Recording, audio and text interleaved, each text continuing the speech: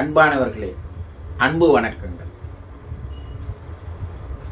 ஒரு அன்பர், குருஜி, மரண பயத்தை வெல்ல முடியுமா என்று ஒரு கேள்வி கேட்டிருக்கிறார். மரண பயம் இல்லாத மனிதர்கள் இவ்வுலகில் இல்லவே இல்லை. இன்று வருமோ மற்ற என்று வருமோ யாம் அறியேன் பராபரமே என்று தாயுமானவரே பாடியிருக்கிறார். இன்னைக்கு வருமா நாளைக்கு வருமா என்று நாள்தோறும் நிமிடம் தோறும் வினாடி தோறும் பயந்து கொண்டேதான் வாழ்கிறார்கள் மனிதர்கள். நான் மரணத்தை பற்றி கவலைப்படுவதில்லை, எனக்கு அப்படி ஒரு பயம் என்பதே இல்லை என்று கூறுபவர்கள் கூட ஒரு விபத்தில் சிக்கிவிட்டால் மருத்துவமனையில் போய் அவர்களை பார்த்து பாருங்கள். இதுவரைக்கும் எனக்கு மரண பயம் இல்லைன்னு சொன்னவன் ஐயோ இறந்து போய் விடுவோமோ என்று அப்போதுதான் கண்ணீர் விட்டு கதறி அழுவதை நீங்கள் பார்க்கலாம்.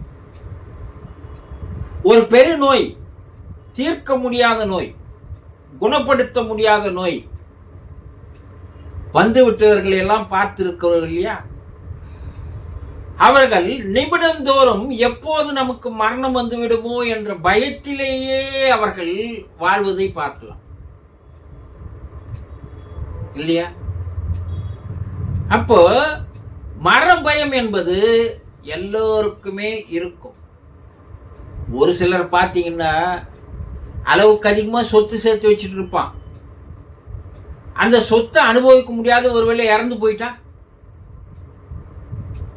நாய்கிட்ட தேங்காய் மாட்டின கதையா அவன் அதை நினைத்தே வராத மரணத்தை அவன் வரவழைத்துக் கொள்வான்.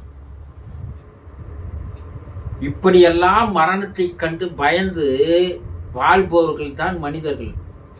பெருமையா சொல்லுவான், எனக்கு மரண பயம் கிடையாது.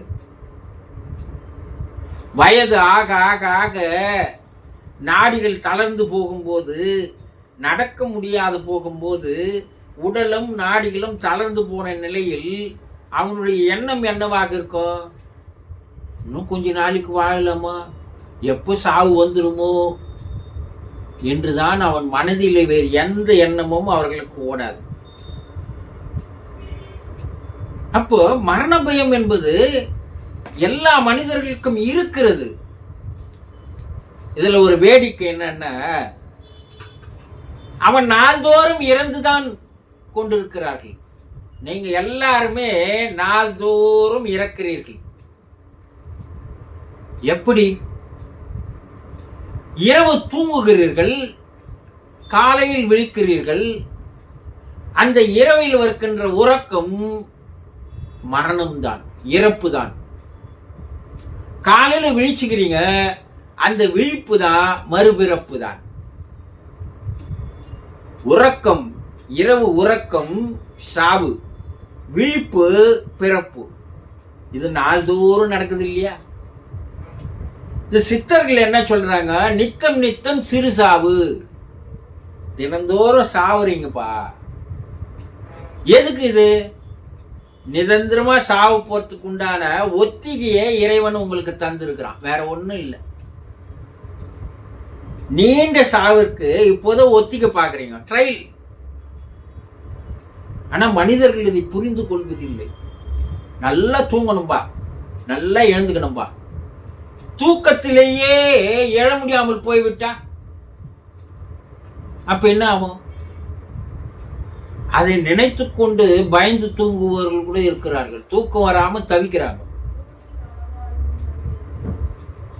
இரண்டாவது, நிமிடந்தோறும் இறக்கிறீர்கள், நிமிடந்தோறும் பிறக்கிறீர்கள். அதையும் புரிந்து கொள்வதில்லை. நம்ம வெளியே ஓடுற மூச்சு இறப்பு, உள்ளே இழுக்கின்ற மூச்சு பிறப்பு.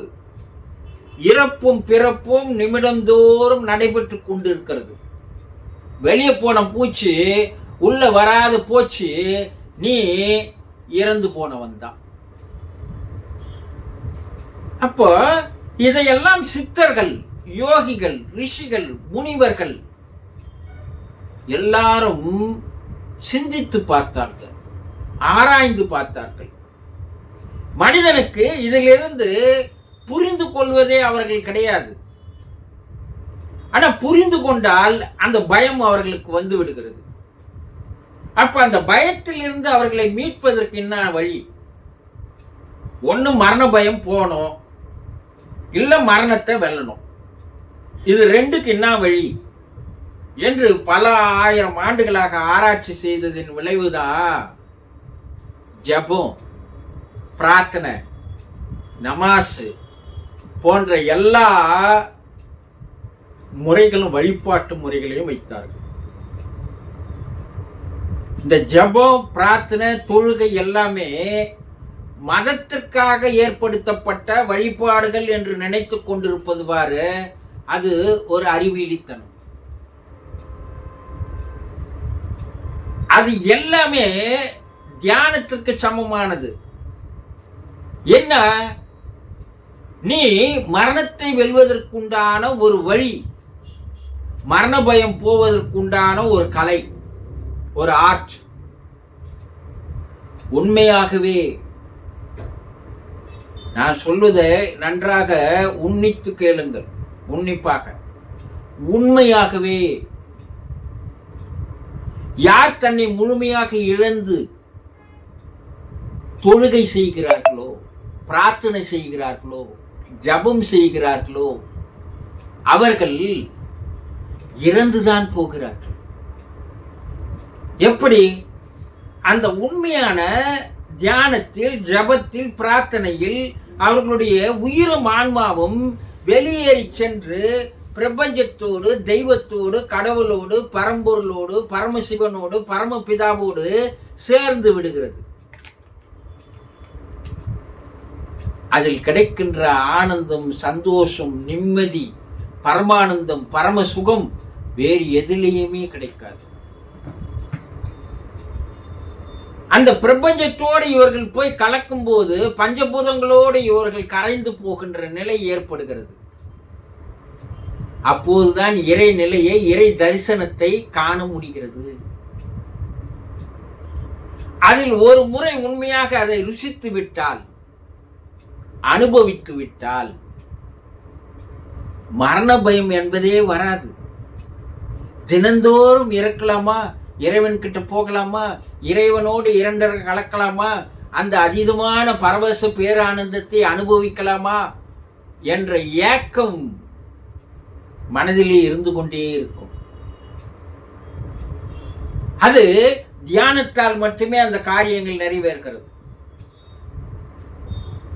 இது எல்லாம் ஒருவன் தொடர்ந்து செய்து வந்தால் அவனுக்கு மரண பயம் என்பதே வராது. மரணத்தை வெல்வதற்குண்டான சூட்சுமங்களும், ரகசியங்களும், வழிமுறைகளும் அவனுக்கு தெரிந்து விடுகிறது. பிரபஞ்சம் அவனுக்கு கற்றுத்தருகிறது. இதுதான் மரணத்தை வெல்வதற்குண்டான வழி. இறைநிலையோடு ஒன்றி பழகிவிட்டால் மறுபடியும் இறைநிலையிலிருந்து பிரிந்து வர முடியாது, மறுபிறப்பு எடுக்க முடியாது. எல்லா மனித பிறப்பினுடைய நோக்கம், லட்சியம், குறிக்கோள் மரணமில்லாத பெருநிலை வர வேண்டும், மறுபிறப்பு இல்லாத ஒரு நிலை வர வேண்டும் என்றுதான் சித்தர்கள், யோகிகள், ஞானிகள், முனிவர்கள், ரிஷிகள் அவர்கள் கூறி சென்றிருக்கிறார்கள். இப்போ ஒரு தியானமாக இருந்தாலும் சரி, ஒரு நமாஸாக இருந்தாலும் சரி, ஒரு பிரார்த்தனையாக இருந்தாலும் சரி, ஒரு தொழுகையாக இருந்தாலும் சரி, அது மரண பயத்தை வெல்வதற்குண்டான ஒரு வழியே தவிர வழிபாட்டு முறைகள் அல்ல. இதை சரியாக தெரிந்து கொண்டால் மனிதனால் மரண பயத்திலிருந்து விடுபட முடியும், மரணத்தை வெல்லவும் முடியும். தெரிந்து கொண்டீர்களா? சந்தோஷம்.